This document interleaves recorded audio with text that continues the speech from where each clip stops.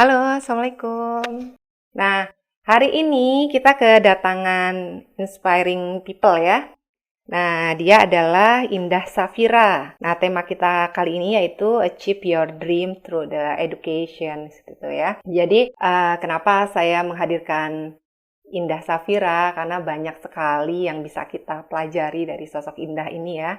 Terutama bagaimana dia mengejar mimpinya gitu ya, mengejar mimpinya, bagaimana kerja kerasnya dia gitu. Nah, semoga ini bisa menjadi motivasi untuk rekan-rekan semua gitu, bahwa memang selalu ada hasil di setiap kerja keras gitu ya. Nah, langsung aja saya panggil ya, Indah Safira. Nah, jadi buat yang mungkin ingin kenal lebih lanjut dengan Mbak Indah ini, bisa juga langsung add Instagramnya di Indah Safira. Terima kasih yang udah bergabung. Ayo silahkan dibantu ini wife. Halo, Assalamualaikum. Halo, Waalaikumsalam. Apa kabar? Baik. Apa kabar, Nah, jadi Kak Media? baik juga, alhamdulillah. Nah, jadi kebetulan kita dia emang baru pertama ya sebenarnya ya. Bener. baru baru pertama langsung ditodong. Ayo Indah isi ini dong, isi apa event acara gitu ya. Karena memang saya tertarik banget dengan sosok Indah ini ya, Indah ya. Jadi dirimu mungkin bisa langsung perkenalan ya. Nah, Indah ini menariknya dia ini sejak S1 sudah kuliah di luar negeri di Jepang ya Indah ya. Iya, benar. Nah, kemudian dia S2 aja di Harvard. Wow, seperti itu ya. Nah, Indah mungkin bisa langsung ya memperkenalkan diri. Jadi, kalau yang saya pernah baca gitu ya, Indah ini emang besarnya di Lampung gitu ya. Jadi, gimana ini dari Lampung terus ke Jepang, bisa ke Harvard. Ini mungkin bisa diceritakan sedikit. Silahkan Indah. Perkenalan dulu kali ya. Oh iya, boleh, Halo boleh, semuanya. silakan. Ini banyaknya mungkin audiensnya Mbak Media ya. Kenalin, nama aku Indah Syafira. Aku seperti yang Mbak Media bilang tadi, aku baru aja lulus nih teman-teman dari Masters degree tahun lalu sih sebenarnya. Dan saat ini aku sedang bekerja sebagai konsultan pendidikan di Bank Dunia Jakarta. Asal dan saat ini juga aku domisilinya di Lampung karena lagi WFH juga, alhamdulillah jadi bisa kerja remote gitu ya. Dan bareng sama keluarga di Bandar Lampung. Mbak Medi juga dengar-dengar dari Lampung ya? Iya, saya dari Lampung. Kalau sebenarnya saya dari kecil dari Lampung. Aduh, jadi cerita ini. Gitu. Ya, dari kecil. Jadi orang tua saya itu PNS ya, di pedalaman gitu ya. Mungkin pernah kedengar di Prapau ya, Kota Bumi Prapau. Oh, Kota Bumi. Nah, itu saya sampai SMA. Terus SMA-nya di Al-Kausar, Oh, Bandar Lampung. Al-Kausar. Iya, kakakku Baru. dulu sempat bentar di Al-Kausar, deket Raja Oh Basah. gitu. Iya benar. Si reuni gitu. Kalau Indah dari SMA tapi sudah ini ya merantau ya. Benar, iya aku SMA-nya di Jawa. Wow, di Jawa. Coba Indah, ini menarik sekali ya ini cerita tentang beasiswa. Di sini kan terlalu banyak banget ya. Banyak banget rekan-rekan ya yang mereka memang apa sih punya impian, tapi mereka nggak berani gitu karena merasa mencari beasiswa itu susah gitu, apalagi beasiswa luar negeri seperti Indah. Mungkin Indah bisa cerita sedikit asal muasalnya kenapa bisa sampai akhirnya tahu informasi tentang beasiswa, kemudian bisa bahkan ini S1 ya, S1 biasanya kan banyaknya S2 itu yang ke luar negeri ya. Nah, Indah ini mulai dari S1 gitu ya. Iya. Mungkin awal mulanya sih sebenarnya jujur aja aku mulai terekspos sama kesempatan buat ke luar negeri itu pada saat aku udah keluar Lampung nih Mbak. Aku nggak tahu Mbak Media mungkin tadi S2-nya udah mulai dari S2 ya keluar Lampung atau Oh, kalau saya S1 di ITB. Nah, tapi saya S1 di nggak. ITB, oke, S1-nya keluar dari Lampung ya. Kalau aku itu dari SMA sih keluar dari Lampung. Nah, itu beda banget ya ternyata. Mbak Media pasti bisa merasakan sendiri deh ketemu sama orang-orang Jawa pinter-pinter banget gitu kan. Biasa ada jadi katak dalam burung di Lampung. Terus mulai ke expose sama kakak-kakak kelas gitu ya yang mereka ternyata ikutan banyak program gitu ya, program konferensi internasional, ada juga yang ikutan pertukaran pelajar bahkan sejak SMA gitu. Nah, dari info-info itulah karena udah kebayang mungkin ya ada semacam role modelnya gitu. Jadi melihat ada contoh kakak kelas yang bisa melakukan itu, dari situ aku jadi mulai berani mendaftarkan gitu. Jujur aja kalau misalnya aku stay di Lampung gitu SMA-nya, mungkin nggak akan kepikiran nih buat ikutan program pertukaran pelajar pas SMA, atau nggak kebayang aja tesnya seperti apa. Cuma karena posisi aku di Jawa, tesnya pun di Jakarta, ada contoh kakak kelas yang udah melewati tesnya, jadi lebih visible sih. Jadi akses ke informasi itu jujur aja aku dapetin saat aku keluar Pulau Sumatera gitu. Nah ini mungkin topik yang memang aku selalu selalu aku care kali ya, karena akses informasi ini memang sangat minim sih, walaupun sekarang udah ada sosial media, udah ada Instagram, orang-orang tinggal Google aja gitu kan tentang kesempatan seperti ini. Tapi sebenarnya yang lebih dibutuhkan tuh role model kali ya Mbak Media. Jadi kayak oke, kita lihat siapa di Instagram ke luar negeri atau apa, tapi kalau kita nggak ada contoh yang sama kita dari desa kita ikutan, kayaknya nggak terlalu visible buat dilakukan gitu. Tapi kalau memang ada role modelnya, ada contoh orangnya, itu tuh jauh lebih memotivasi. Jadi iya.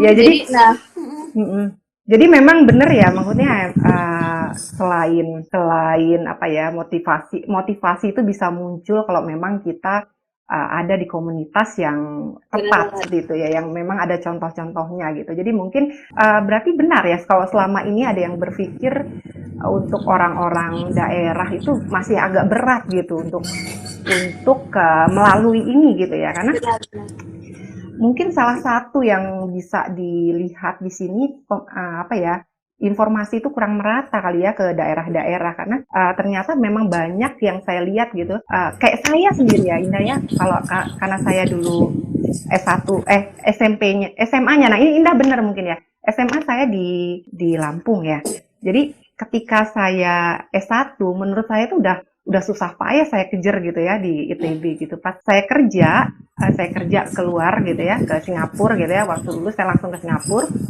Nah itu benar-benar saya tuh kaget, ternyata banyak anak-anak yang S1 itu tuh sudah di Singapura dengan beasiswa kayak gitu. Jadi mungkin emang informasi ini yang memang harus terus, dan kita juga bersyukur gitu ya, ada Indah gitu yang jadi pionir gitu ya, salah satu pionir yang terus menggaungkan, ayo semangat gitu, ada informasi tentang beasiswa loh itu. Jadi gitu. Terus menarik ini Indah. Jadi memang terus ada lagi nih Indah ya, yang lebih saya terusik juga, karena banyak sekarang itu yang merasa kalau ke luar negeri atau orang-orang yang berprestasi itu hanya untuk orang-orang yang memang menengah ke atas atau mereka mempunyai privilege gitu itu. Karena mungkin nyambung juga ini, maksudnya bukan hanya ke mereka lebih bagaimana gitu ya, tapi dari hal informasi aja mereka lebih cepat gitu ya, lebih cepat seperti itu. Jadi Indah sendiri gimana menanggapi ini? Bagaimana untuk rekan-rekan kita yang memang dari daerah dan harus bagaimana gitu melawan kondisi seperti ini gitu? Mbak Media, jujur aja aku nih orangnya sangat-sangat optimis gitu ya, walaupun orang-orang banyak yang ngomongin sentimen tentang privilege, tentang ya itu mah udah kaya dari lahir gitu, enak orang tuanya dan lain-lain. Aku adalah sisi orang yang kayak kita harusnya nggak seperti itu gitu, kita harus positif, semua pasti bisa kalau kita bekerja keras gitu ya. Tapi sebenarnya penelitiannya Semeru Rise itu bilang bahwa anak yang lahir dari keluarga miskin maka akan cenderung jadi miskin juga sampai 10 turunan gitu. Nah ini data yang bicara gitu ya. Jadi mau kita bilang enggak, privilege memang ada, tapi bisa kok dikejar, bisa kok kalau kita mau berusaha, kalau kita mau effort, kalau kita mau luangkan waktu, sebenarnya bisa gitu. Memang bisa gitu, tapi memang ini kenyataannya gitu ya. Ini data yang berbicara bahwa anak-anak yang lahir atau dari daerah tertinggal, yang dari daerah 3T khususnya, atau yang dilahirkan dari keluarga miskin, maka akan cenderung miskin pula sampai 10 turunan gitu. Ini sedih kan ya sebenarnya. Cuma benar.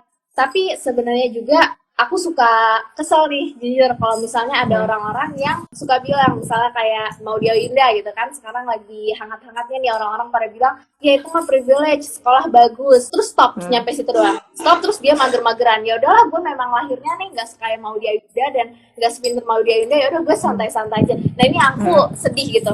Ini jadi kayak kok jadi aku sendiri tuh merasakan bahwa memang benar ya namanya privilege ini harus kita acknowledge ya. Sesimpel keluarga suportif, keluarga tidak bermasalah, tidak broken home itu juga bagian dari privilege yang harus kita acknowledge. Tapi sebenarnya kalau menurut aku, orang-orang yang tidak privilege, orang-orang yang underprivilege itu bukan berarti nggak bisa mengejar orang-orang yang privilege gitu. Karena banyak loh, nggak sedikit orang-orang di sekitar aku gitu ya, orang-orang yang berkesempatan juga S1 di luar negeri, bareng aku yang tanpa beasiswa yang benar-benar privilege, yang akhirnya cenderung maaf agak kayak jadi narkoba atau banyak main-main, lulusnya lama atau ya kayak hal-hal seperti itu. Jadi di sini kita lihat bahwa banyak orang-orang yang memang privilege dikasih segalanya sama orang tua tapi tidak bisa mengelola resource-nya yang dia punya itu sebaik Maudia Indah gitu. Ini harus kita acknowledge dong gitu kan. Maudia Indah memang dia terakhir kaya, terakhir pintar, tapi dia juga bisa menggunakan resource-nya untuk kebaikan buat dirinya sampai dia berprestasi seperti itu. Kalau kita bicara Maudia Indah International School, dia dari Mentari, itu sekolah mahal dan lain-lain. Ya kan nggak semua anak Mentari masuk Oxford gitu, nggak semua anak Mentari masuk Harvard, Stanford gitu. Pasti ada hal-hal yang bisa kita pelajari dari Maudia Indah. Jadi aku melihat privilege ini memang ini sesuatu yang harus kita acknowledge. Memang benar ini jadi kayak bikin orang starting point-nya tuh. Jadi misalnya ada kesuksesan tuh di sini, orang yang privilege itu di sini gitu. Jadi dia lebih dekat sama kesuksesan. Sementara orang yang underprivilege misalnya di sini. Tapi bukan berarti nggak bisa mengejar. Benar. Kalau ini jalannya lembut, lama-lama ini yang berlari juga bisa mengejar gitu. Iya, setuju sekali. Jadi memang menarik sekali nih ya, Indah ya. Maksudnya saya juga sepaham gitu bahwa emang startnya mungkin yang berbeda ya, startnya berbeda. Tapi banyak sekali orang yang diberikan privilege memang mereka nggak sukses juga gitu kan. Tergantung bagaimana mereka mengelolanya. Emang itu benar sekali. Jadi yang pertama mungkin ya ini, tapi bisa juga gini Indah, gimana kita untuk mengejar ketinggalan gitu, karena selama ini yang menjadi jadi poin utama itu selalu kayak misalkan nilai IPK atau nilai raport gitu. Sementara untuk anak-anak yang memang dia tidak punya hambatan masalah finansial atau apa, untuk mengejar itu tentu aja buat mereka itu lebih mudah gitu ya.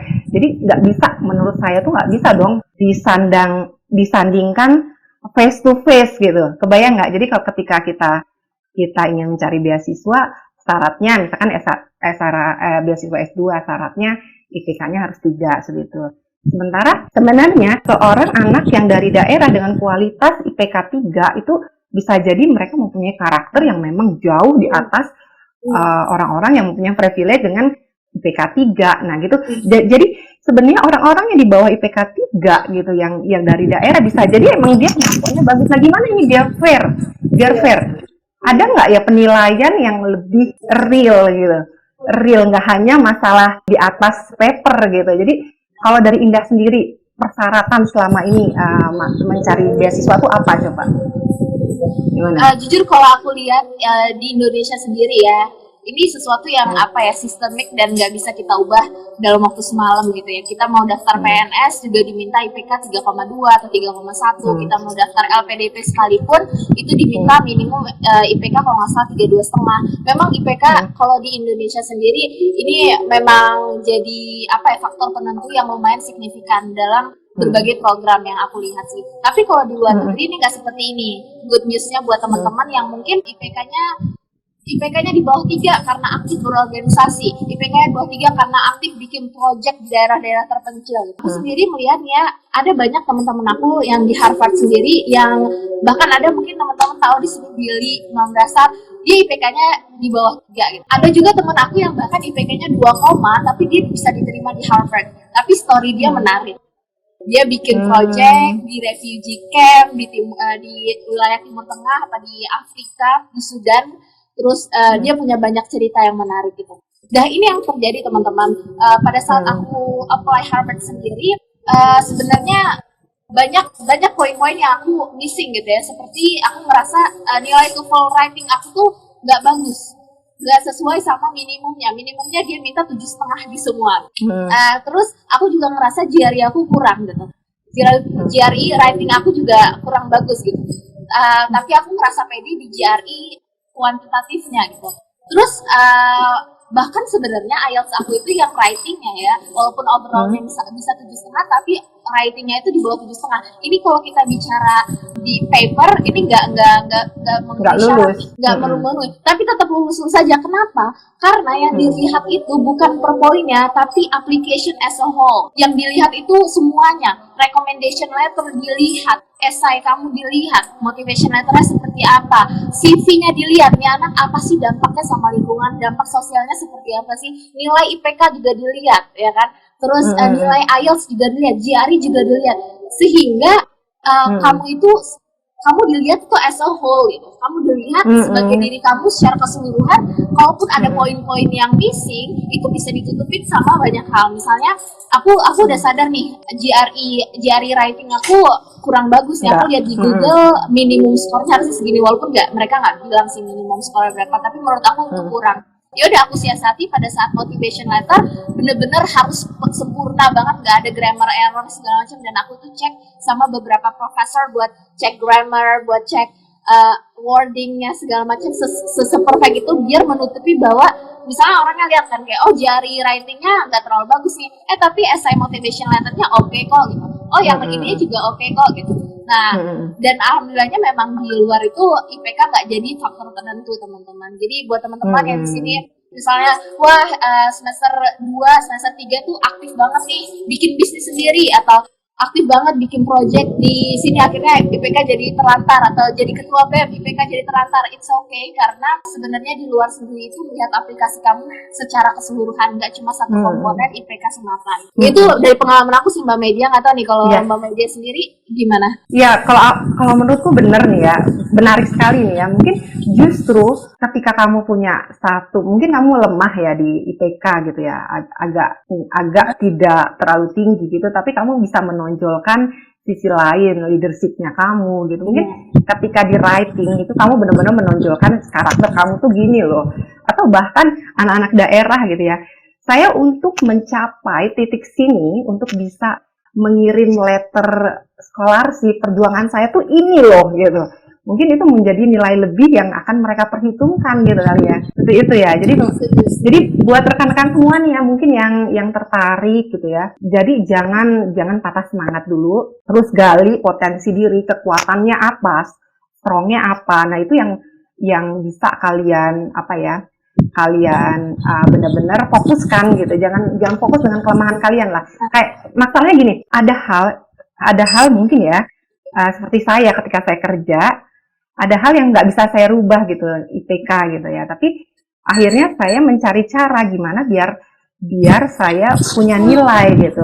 Berarti saya harus mencari bidang yang memang orang di sana tuh masih jarang, dan saya tuh ketika lulus saya sudah punya kualitas di bidang itu gitu, kayak gitu. Jadi tetap mencari, mungkin seperti itu ya, Indah ya, tetap mencari nilai plus poinnya diri gitu, biar bisa ngejual diri pakai poin lain ya kan. Iya benar. Ini Eca nih maju terus. Oh iya, saya ngingetin dulu buat rekan-rekan yang lagi nonton, mungkin nanti bisa bertanya ya ke Indah, ke question box ya. Nanti kita di akhir akan buka sesi pertanyaan. Silahkan. Itu. Lanjut lagi nih Indah, menarik sekali ya, banyak sekali yang ternyata mau dong Indah cerita sedikit gini, karena yang saya dengar nih ya, ini jadi motivasi juga buat teman-teman bahwa ternyata di luar itu kita banyak cara gitu, apalagi yang muda-muda gitu ya, seperti Indah ini ya, S1-nya terlihat muda. Duh, Indah harus ditunjukin KTP apa ini. Jadi ketika Indah gitu ya, saya dengar gini ya, saya baca gitu ya, kalau Indah ini waktu ke Jepang, waktu dapat beasiswa ke Jepang itu bukan beasiswa full gitu ya. Maksudnya biaya hidup gitu memang harus dicari sendiri gitu. Tapi apa sih yang membuat Indah akhirnya bertekad untuk tetap ke luar negeri gitu ya, terus kemudian bisa survive di Jepang itu, mungkin bisa cerita gitu. Itu gimana itu, Indah? Iya. Jadi mungkin aku udah sering ngomong ini di mana-mana ya Mbak Media. Aku dulu sebenarnya sempat ikutan PTN, SBMPTN sama SNMPTN undangan gitu. Dan mau banget waktu itu masuk ITB. Dia masuk ITB. Tapi waktu itu belum berkesempatan. Jadi aku dapetnya di pilihan kedua aku. Waktu itu sebenarnya sempat dilema ya, mau ke PTN aja atau keluar. Sebenarnya bisa banget sih aku kalau lanjut di PTN di Indonesia itu jurusannya IT lagi. Sekarang lagi lagi on demand banget ya, semua yang berbau software engineer, data science gitu kan. Jadi agak-agak nyesel dikit sekarang, tapi enggak. Jadi waktu itu aku sempet juga apply beberapa opsi gitu di Jepang sampai akhirnya Ritsumeikan ini gitu. Mereka kasih beasiswa tuition tapi nggak pakai biaya hidup gitu. Dan biaya hidup di Jepang kan mahal ya. Tapi alhamdulillahnya tuh di Beppu sendiri, Mbak Media nih di Sydney ya, Sydney mau mahal ya. Iya, di Sydney. Iya, sekarang di Sydney. Beppu itu kota kecil banget. Jadi murah sih. Dia tuh kayak satu kontrak gitu ya, 6 juta sebulan bagi 3. Jadi kayak 2 juta. Ya mirip-mirip kos Jakarta. Terus kalau makan aku masak gitu. Jadi sebenarnya masih pas aku lihat timbang-timbang pas sebelum berangkat tuh pasti aku bikin dulu financial planningnya seperti apa. Ini uangnya mau dari mana gitu kan. Aku dapat info juga dari kakak kelas bahwa nanti dapat beasiswa selama 6 bulan pertama buat biaya hidup. Tapi setelah itu harus pertahankan GPA atau kerja part time gitu, atau apply beasiswa lain. Nah akhirnya aku udah positif lah, bisa nih kayaknya dapat beasiswa tambahan gitu. Terus juga waktu itu konsiderasi aku adalah aku berpikirnya pertama aku udah SMA kan sempat ke US tuh, aku udah senang banget tuh sama belajar budaya baru, ketemu orang baru, udah ketagihan gitu ya belajar di luar. Itu jadi konsiderasi pertama. Dan yang kedua itu aku ngeliat itu sebagai competitive advantage buat karir aku gitu, karena aku ngelihatnya kalau ya udah kuliah di S1 di Indonesia lulus, ya udah mungkin aku harus bersaing sama orang-orang Indonesia lulusan PTN pada lainnya untuk mencari kerja gitu. Tapi kalau aku dari luar negeri pastilah ada plus poinnya gitu. Bener aja kan 5 tahun kemudian Shopee, Tokopedia tuh buat program khusus, tesnya buat khusus orang-orang yang baru balik dari luar negeri gitu. Jadi kayak ada disuruh pulang gitu, suruh kerja, tesnya biasanya jalur sendiri gitu. Nah waktu itu konsiderasinya itu, tapi pada saat nyampe sana ternyata aku nggak bisa mempertahankan GPA segitunya gitu ya. Jadi di 6 bulan kedua itu udah nggak ada lagi beasiswa gitu. Sempat apply banyak beasiswa yang tambahan gitu yang buat biaya hidup, nggak dapet. Aku sampai capek gitu loh Mbak, kayak tahun pertama tuh udah menyerah deh sama apply beasiswa. Kayaknya mau rezeki aku tuh di kerja part time. Ya udah akhirnya aku kerja tuh banyak, kerja di restoran, kerja mungkin Mbak Media familiar lah ya, kalau di Australia juga banyak orang-orang working holiday. Jadi sambil main sambil kerja. Kalau di Jepang banyak nggak working holiday tapi banyaknya student yang sambil kerja part time dan gajinya oke banget gitu. Jadi aku kerja aja. Karena aku kebanyakan kerja part time, akhirnya ya udah GPA-nya biasa-biasa aja. Dan pada saat apply beasiswa kan biasanya full nulisnya esai bahasa Jepang gitu. Aku nggak maksimal. Ya pada akhirnya adalah 2 tahun pertama aku di sana itu ya udah aku nggak dapat beasiswa tambahan selain yang SPP gitu. Makanya di situ aku banyak kerja. Tapi ternyata ya memang ya udah memang ada hasilnya aja, malah surplus gitu Mbak. Jadi banyak nabung, bisa jalan-jalan, bisa ikut pertukaran pelajar juga gitu sampai. Tapi memang kalau menurut aku ada positifnya gitu ya dengan bekerja. Karena dengan bekerja, karena saya juga dulu kuliah sambil kerja gitu ya. Jadi memang melatih mental kita juga, terus kita terbiasa ketemu dengan orang itu membuat kita lebih confident, atau cara kita beradaptasi juga lebih mudah gitu ya. Nah itu strong point-nya juga. Jadi menarik sekali ini. Jadi buat teman-teman mungkin ini bisa, saya setuju banget ya sama Indah, karena di sini tuh banyak banget mahasiswa yang ternyata memang dia sambil kerja gitu, karena dan memang di luar negeri itu ininya budaya jadi budaya ya. Jadi budaya, jadi nggak usah malu gitu, dan mereka tuh menghargai ya. Jadi memang kerjaan apapun ya ininya tinggi gitu ya, maksudnya penghasilannya tinggi gitu. Bahkan banyak di sini tuh yang beasiswa, walaupun mereka beasiswa pun mereka masih mengisi dengan kerja part time gitu, untuk tabungan gitu kan, seperti itu. Jadi ini mungkin ya kabar baik buat rekan-rekan. Jadi jangan jangan menyerah gitu ya, jangan menyerah, bisa apply apply beasiswa walaupun nggak full gitu ya. Yakinlah pasti bisa survive seperti itu ya. Kerja Nah part terus time waktu lanjut, itu di mana Mbak Media? kenapa? Kerja part time waktu kuliah Oh di mana? kuliah. Oh kalau Atau kalau di enggak? ITB, Oh iya, hah? bisa ya? Iya, dia bisa. Saya kalau kalau saya dulu pertama memang keluarganya kan kakak saya ITB juga, jadi emang keluarganya nggak mampu ya, nggak mampu. Jadi tahun pertama saya lebih banyak karena tahun pertama saya belum punya keahlian ya, jadi tahun pertama itu lebih banyak jualan gitu ya, kayak jualan Oke. apa gitu ya. Terus tahun kedua saya mulai ngajar privat gitu, dari mulut ke mulut jadi terkenal gitu ya. Ngajar privat, tahun ketiga saya udah mulai ngajar software, ngajar Oh. Dulu training. stay ITB atau apa? Iya, Oh ITB. iya. Ya, ITB-nya saya apa? ITB, Informatika. teknik sipil, teknik Teknik sipil, sipil. FTSL. Ya, FTSL teknik sipil. Makanya saya kerjanya kemudian ke oil and gas jadi offshore structure engineer itu. Sebenarnya kerjanya banyaknya di Singapura, tapi setelah nikah ikut suami ke Bangkok. Baru pindah ke Sydney. Ini banyak juga karena kalau saya live, saya jarang memperkenalkan diri, Indah. Saya selalu memperkenalkan narasumber, makanya banyak juga yang nggak tahu siapa saya sebenarnya. Ya udah bisa nih sekalian nih sekarang nih. Sekalian memperkenalkan diri. Iya. Nah lanjut nih Dayana. Tadi kan dari Jepang itu ternyata banyak sekali pengalaman hidup yang bisa kamu kamu dapatkan gitu. Dan kelihatan ya kalau dari cara ngomongnya Indah itu orangnya confident, strong ya, strong Waduh. gitu ya. Mungkin memang pengalaman-pengalaman itu ya membentuk Indah gitu, membentuk Indah yang sekarang seperti itu. Nah, lanjut nih, kalau dari Jepang gitu, terus adaptasi, kenapa bisa ke Harvard, kenapa pilihnya Harvard gitu, itu gimana coba? Nah, ini sebenarnya transisi yang baik buat ngomongin Harvard ya, karena Hmm. decision aku mau education itu pun lahir saat aku banyak part-time di Jepang. Mirip sih sama Mbak Media tadi, tahun pertama nggak punya skill bahasa Jepang, masih hahihu, bisa Hmm. kerja apa gitu ya, kerjanya kerja kasar, Hmm. cuci Hmm. piring, restoran, beresin Hmm. kasur di hotel gitu.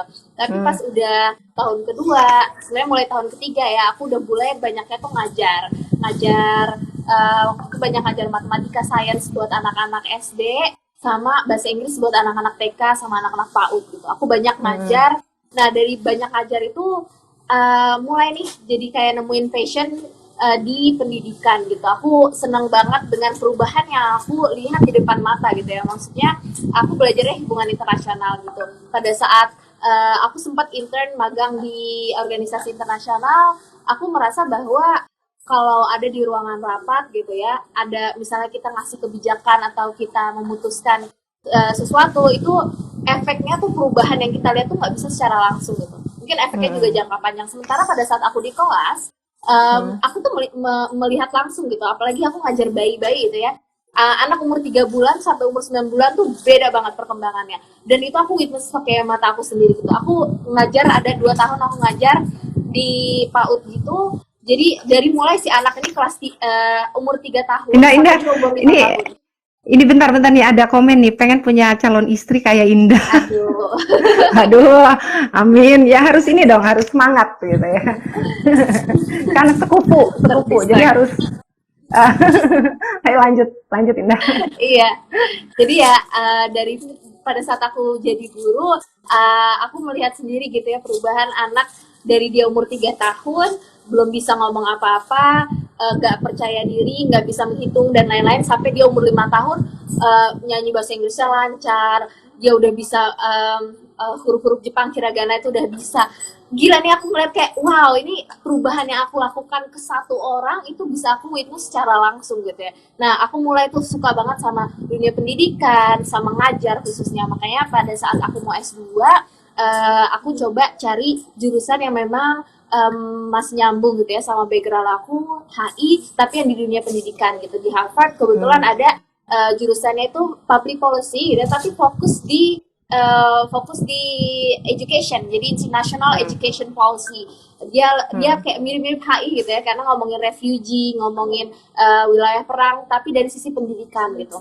pada saat riset Hmm. pun aku juga riset di Aceh ya. Jadi peran guru, peran sekolah, peran buku sejarah ke perdamaian itu sendiri gitu. Nah, ini jurusannya memang sejalan gitu ya. Akhirnya aku ambil di sana, coba apply, dan 1 tahun ini program yang di Amerika kan nggak banyaknya 2 tahun ya. Nah, kalau Hmm. yang public health sama yang law school, ada yang LLM, sama yang aku ini international education policy ini cuma setahun gitu. Nah, Hmm. ya udah akhirnya aku coba apply, dan pada saat aku apply itu jujur nggak banyak mikir ya Mbak Media. Aku kayak Hmm. kalau aku banyak mikir nanti jadinya nggak apply, jadi kayak takut, Hmm. kayaknya nggak merasa nggak confidence segala macam. Jadi Nggak aku nggak mikir, confident. aku kayak udahlah apply apply aja gitu. Nothing tulus, Nothing kalau gue tulus. nggak terima Ah. ya udah deh balik Ah. Indo gitu. Jadi ya udah, karena Hmm. aku langsung apply, ini bener-bener mepet banget sih. Aku mulai baru memutuskan apply itu summer Jepang nih, beda nih sama Aussie nih. Summer itu sekitar bulan Juli gitu ya. Agustus Hmm. September udah nyiapin GRE, November aku tes, Desember aku langsung apply gitu. Jadi benar-benar Hmm. persiapannya 4 bulan doang, langsung apply aja, nggak pakai mikir-mikir, nggak pakai Hmm. banding-bandingin diri dengan orang-orang yang udah diterima atau apa. Aku langsung apply aja gitu. Iseng-iseng Ya. berhadiah, alhamdulillah langsung terima. Alhamdulillah keterima. Nah, Indah, ini sebelum kita masuk ke pertanyaan, saya mau ini sedikit nih tanya tentang Indah. Ini kan sekarang udah lulus nih Harvard nih. Terus impian ke depan gitu, apa sih yang mau di-achieve sama Indah ke depannya seperti itu? Gimana coba? Impian ke depan ya. Ini kayak lagi Hmm. wawancara nih. Oh iya. Ini menarik sih Mbak. Jadi aku sempat pas aku apply LPDP gitu kan, sempat ditanyain kan mau kontribusi seperti apa, cita-citanya mau seperti apa gitu kan. Waktu itu ya jujur aja nih, aku nulisnya tuh ya for the sake of applying gitu ya. Jadi kayak ya udah, bumbu-bumbu diracik, Manis. dirapiin, terus aku apply gitu kan. Tanpa aku memikirkan jauh tentang itu gitu. Seiring berjalannya waktu, aku jadi berubah nih pas lagi S2, pas lagi menjalankan S2 nih, jadi berubah interest aku jadi lebih ke entrepreneurial side of education gitu ya. Jadi pengen bikin Hmm. startup, jadi banyak kelas-kelas dari business school yang aku ambil juga, jadi pengen banget nih kayaknya Hmm. bikin startup aja deh habis lulus gitu. Hmm.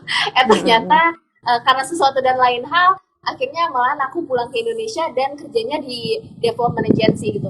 um, dan aku baca lagi kemarin, aku dimintain bedah esai LPDP gitu ya. Aku baca lagi esai aku, ternyata perjalanan aku saat ini adalah yang sama persis aku tulis di esai itu. Jadi Oh. lulus, aku mau ke Heeh. development agency gitu, ke PBB atau ke World Bank.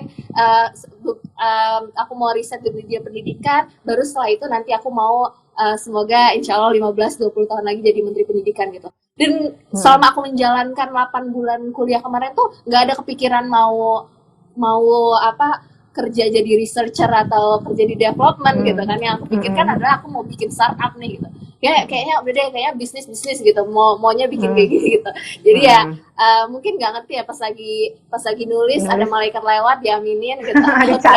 ternyata terekam di bawah sadar, malahan Hmm. jadi itu yang aku lakukan sekarang. Jadi ya kalau Iya. ditanya mau ke depannya seperti apa, aku sih sekarang masih seneng banget di development gitu ya. Jadi aku merasa hal-hal yang aku teliti sekarang itu aku langsung banyak bekerja sama beberapa kementerian Hmm. seperti Kemenak Hmm. buat sekolah madrasah, ke Kemdikbud juga.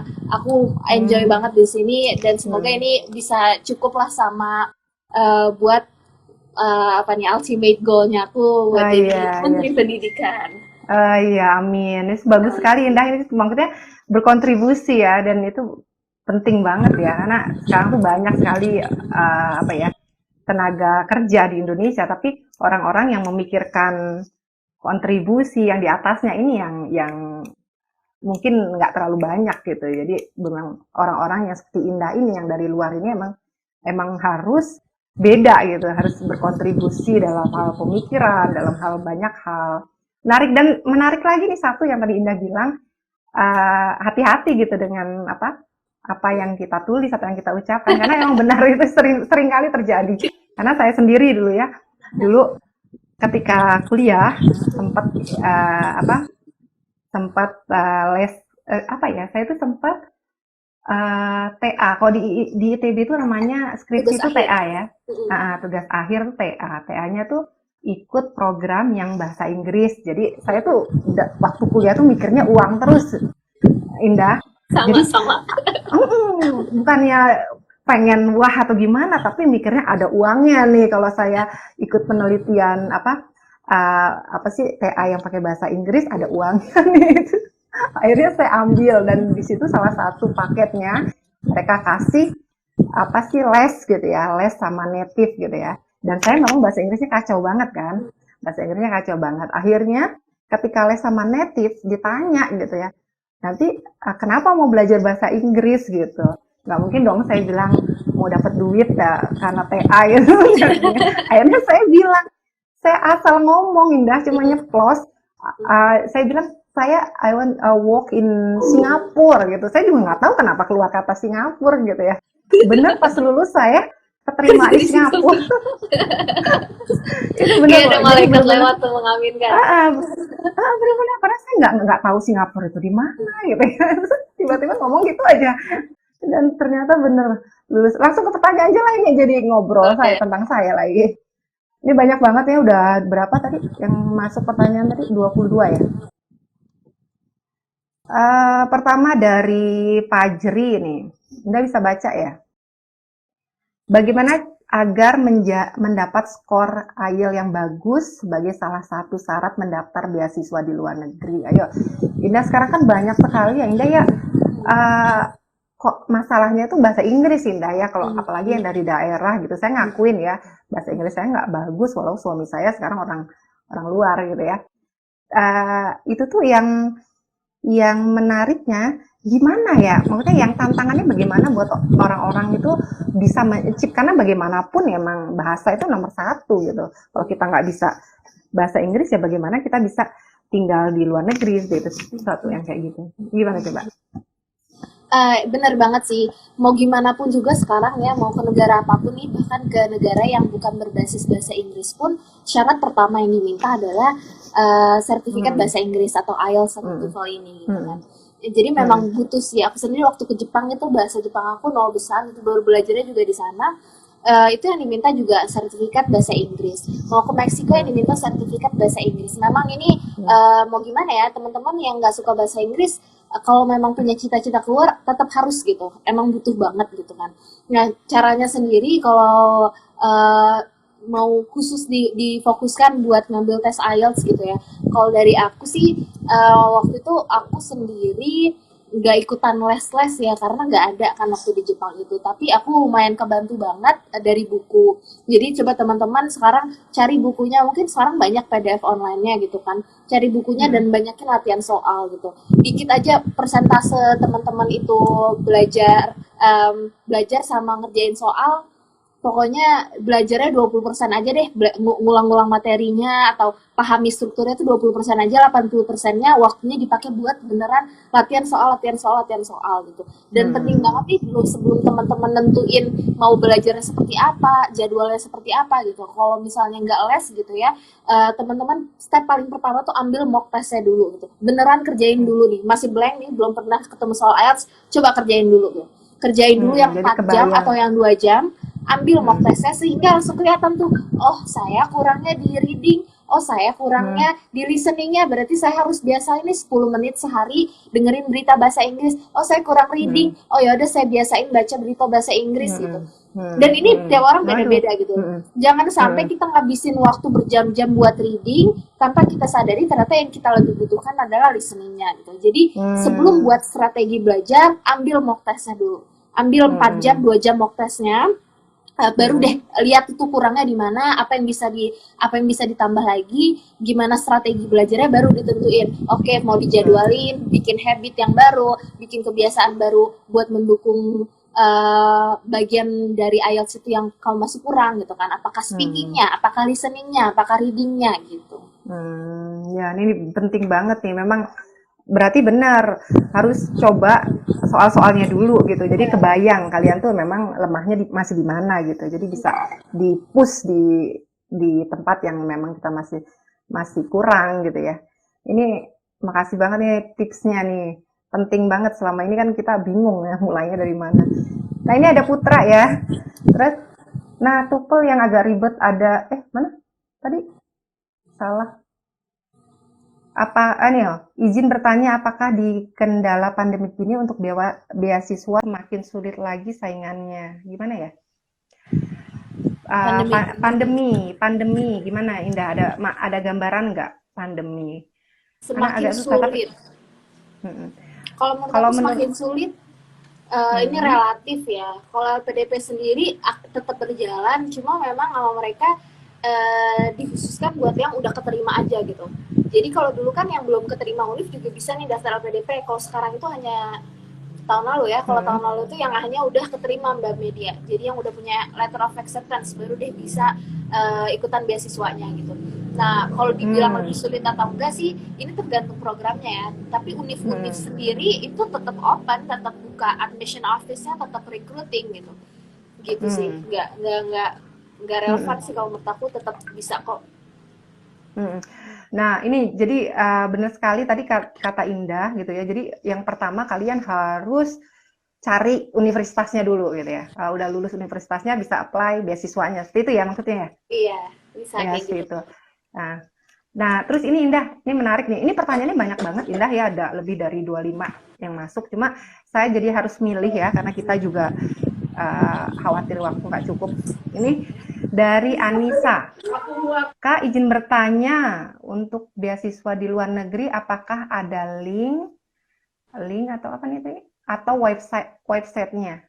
Google, Bagaimana Indah? Hah? Google. Website atau link? Ya, Google. Nah, Google itu sekarang, beda-beda kan.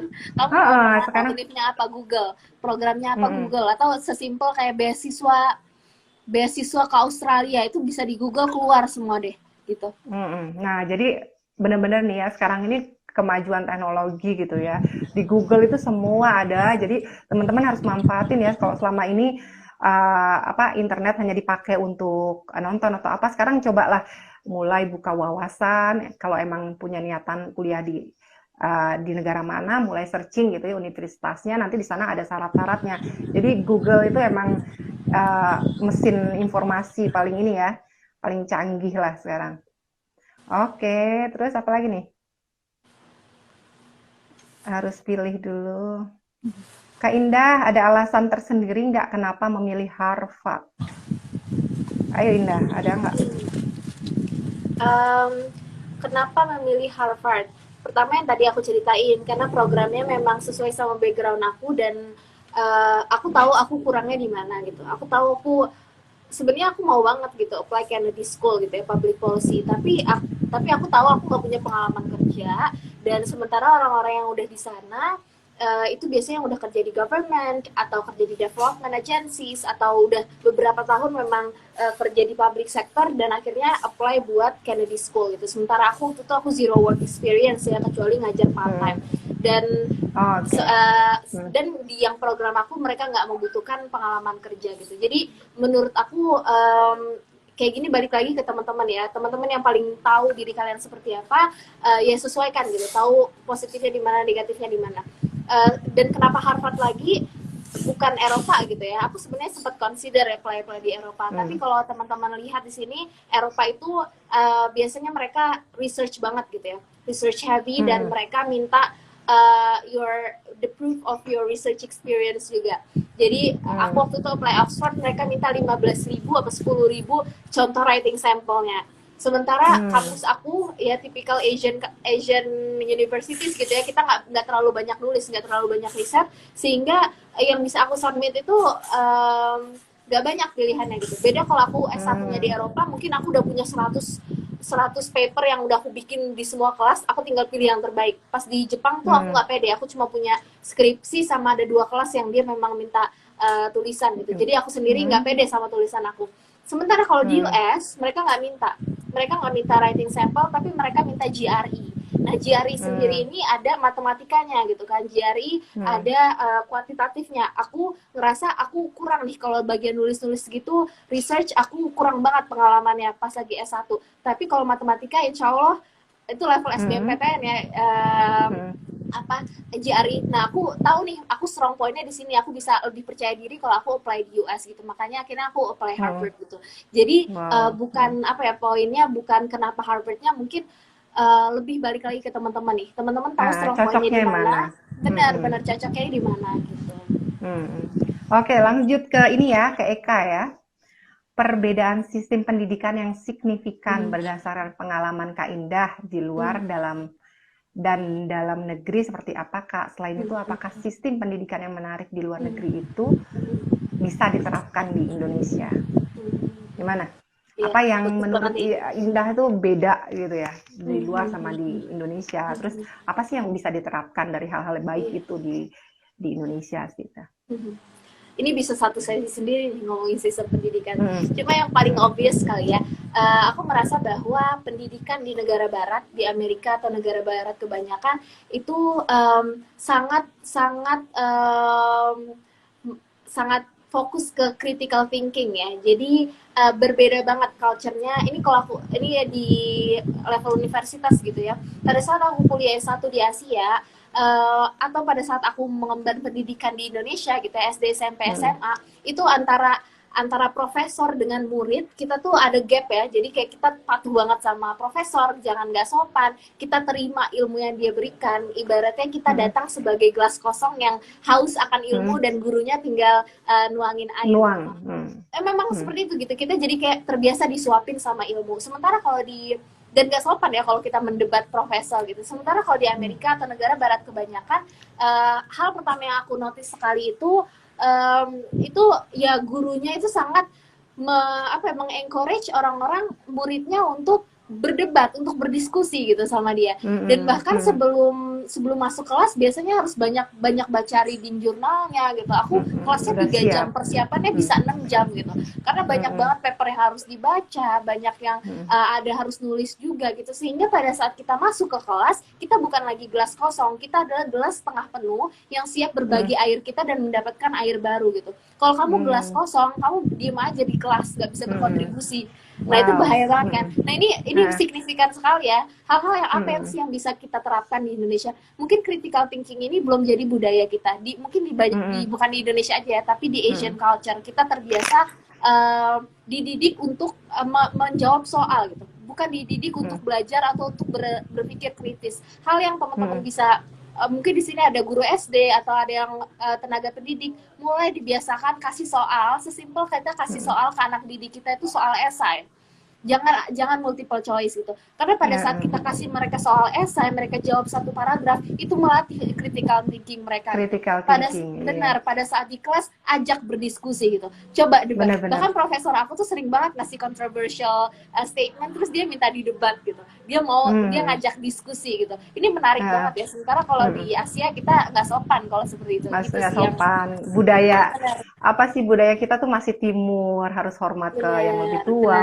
Jadi setuju. sama guru itu harus sebenarnya itu nggak bisa nggak semuanya positif ya karena memang memang dalam dunia pendidikan itu setua apapun kita ya belum tentu kita juga punya pengetahuan yang luas gitu. Jadi memang sebenarnya harusnya kompetitif itu perlu di ini ya, perlu Benar, dibudayakan dan iya. memang harus banyak belajar. Jadi siap. Nah, seperti Indah bilang itu ketika ketika di kelas sudah siap dengan berbagai informasi dan kita siap mempertanyakan, saya bacanya kayak gini kok gitu. Iya, Menurut iya. menurut Bapak gimana gitu. Bukan Benar, bukan malah kita terima aja gitu ya. benar, Itu benar. menarik sekali nih ya. Mungkin kedepannya ya kita selalu berharap ya mungkin dengan banyaknya orang-orang yang kritis, kritis seperti Indah dan Aduh, sekarang amin. juga sekarang juga informasi udah mulai terbuka dengan teknologi yang semakin canggih gitu ya. Semoga kedepannya juga kayak Indonesia juga bisa bisa ini ya berkembang seperti itu ya. Bisa Ini dikurangi kita budaya berharap. disuapinnya. Benar-benar benar kita berharap sekali gitu. Jangan jangan sampai sekarang tuh masih banyak sekali yang malah kritis dibilang ini kok nakal sih.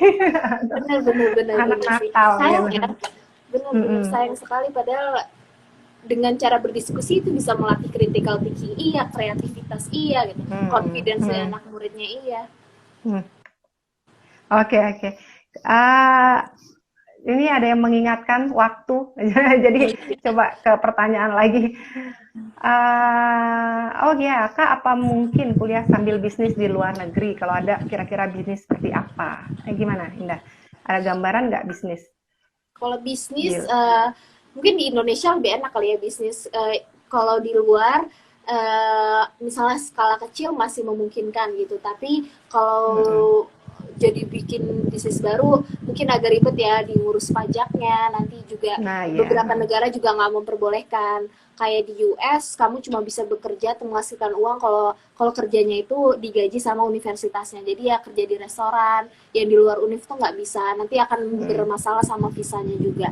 Jadi iya. kurang aku rekomendasiin sih, tapi banyak sekali kerjaan-kerjaan part time ya. Jadi teman-teman bisa Mm, part time jadi fotografer gitu, part time apa itu udah mm, jadi budaya di sana, bisa dieksplor. Kalau mm, di Indonesia mungkin karena kita tenaga kerjanya sangat banyak gitu ya. Jadi kalau mm, yang kerja di McDonald, KFC itu bukan orang-orang part time, tapi memang mm. orang-orang full time gitu. Yang Karena full konteks time. negaranya juga berbeda gitu. Mm-mm.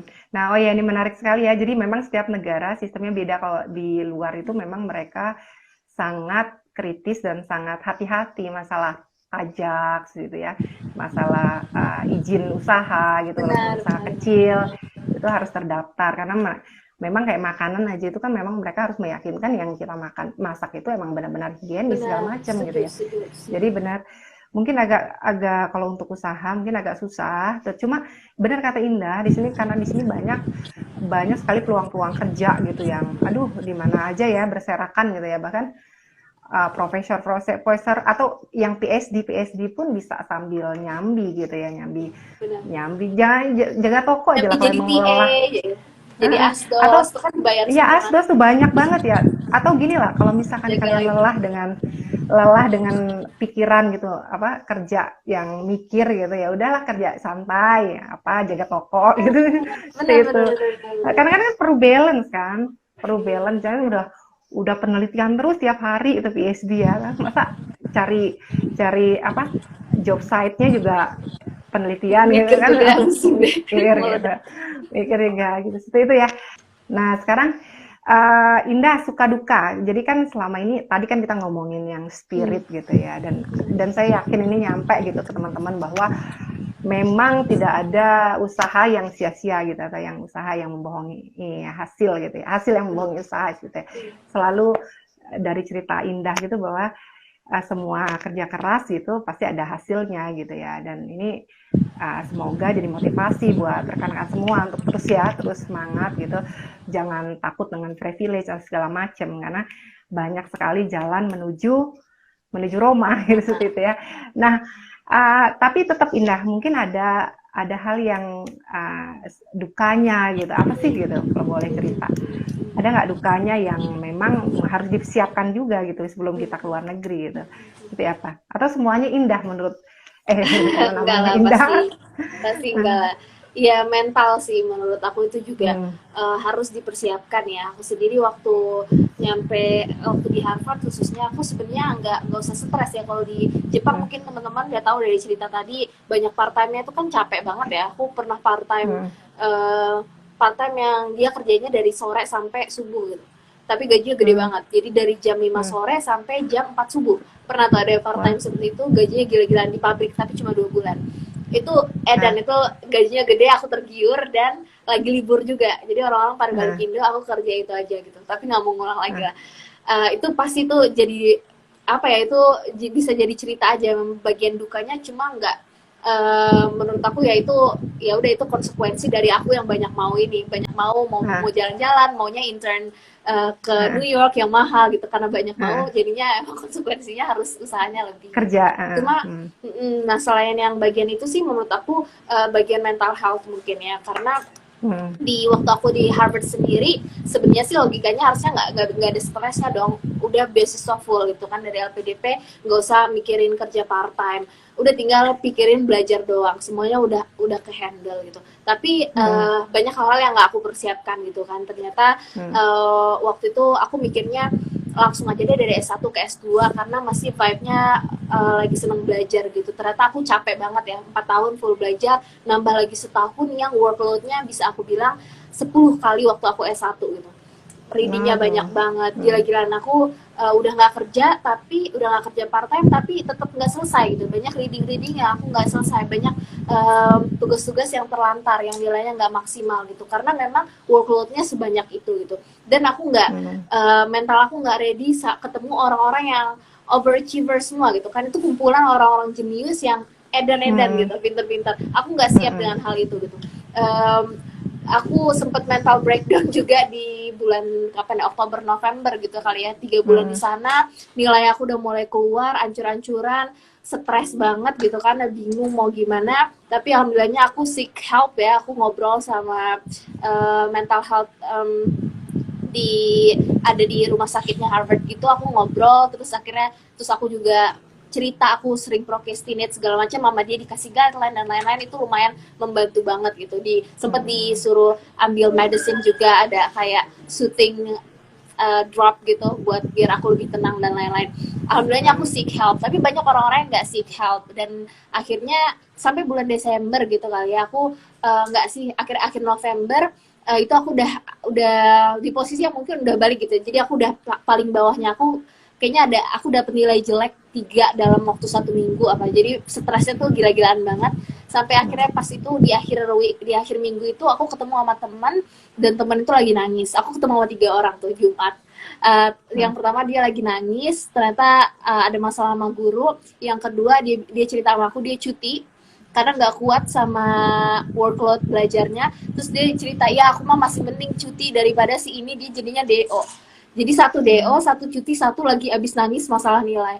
Nah aku di situ ngerasa kayak, oh ternyata bukan aku sendiri loh yang sesetres ini gitu loh.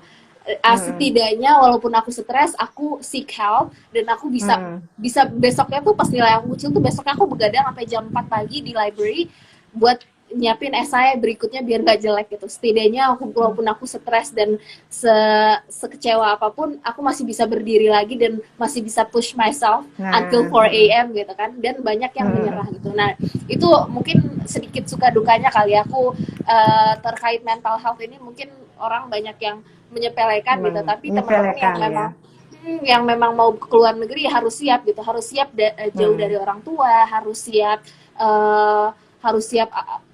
cuma bisa bergantung sama diri sendiri, dan harus siap kalau misalnya ketemu sama orang-orang yang jauh lebih pintar gitu ya, highly overachieving dan lain-lain. Nah, ini menarik sekali ya tentang mental health ya. Mungkin juga dari kecil juga harus dibiasakan sebagai orang tua gitu ya, membiasakan anak untuk di posisi dia itu kalah gitu ya. Jangan selalu memposisikan mereka dalam posisi menang, karena khawatirnya ketika mereka di dunia nyata mereka tidak menerima seperti yang mereka inginkan, mereka tidak bisa bangkit gitu ya, mental sebagai pemenangnya hancur gitu. Mungkin buat teman-teman juga harus belajar mengelola gitu, atau mungkin caranya ambillah tantangan-tantangan dengan rutin gitu ya. Jadi kalau kita biasa menerima tantangan kan ada jatuhnya gitu, kita bangkit lagi, jadi sedikit terus ditingkatkan gitu. Jadi lama-lama ya ketika kita gagal, kita gagal gitu, apa nih step selanjutnya gitu kan, step selanjutnya seperti itu. Nah itu penting banget, dan yang paling penting sih tadi saya menarik banget yang Ida bilang mental illness gitu ya. Jadi benar, jangan menyepelekan sekecil apapun mental illness ya. Temen curhat sekecil apapun itu, kalau kita nggak bisa kasih solusi, paling tidak kita mendengarkan, karena jangan sampai justru kita menjadi pemicu semakin stresnya dia, atau banyaknya sekarang kan atau kita sesali gitu ya pas sudah iya gitu. Jadi benar-benar saya concern ya dengan mental illness gitu. Jadi sharing juga tuh ya Indah ya, menjadi satu solusi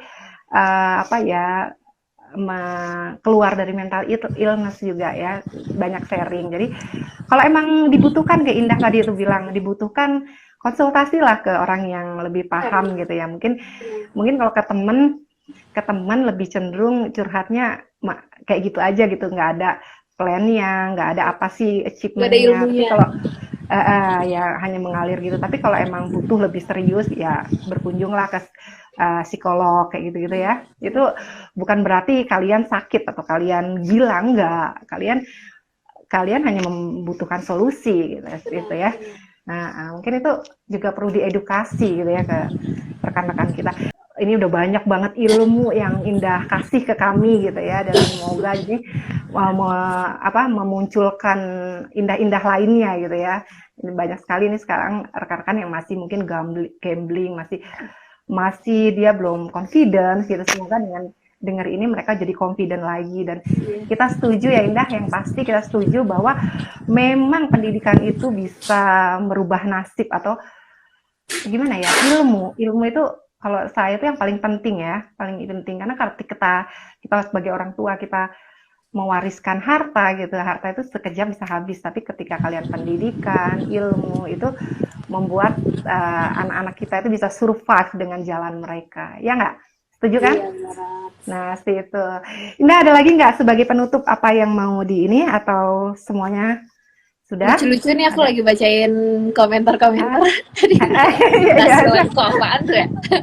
Banyak apa? sih orang Indonesia yang jago masak, suka jualan gitu. Aku sendiri dulu pernah jualan batagor buat Oh orang-orang. iya iya, itu kalangan kalangan kita kita aja gitu ya. Iya, benar-benar benar.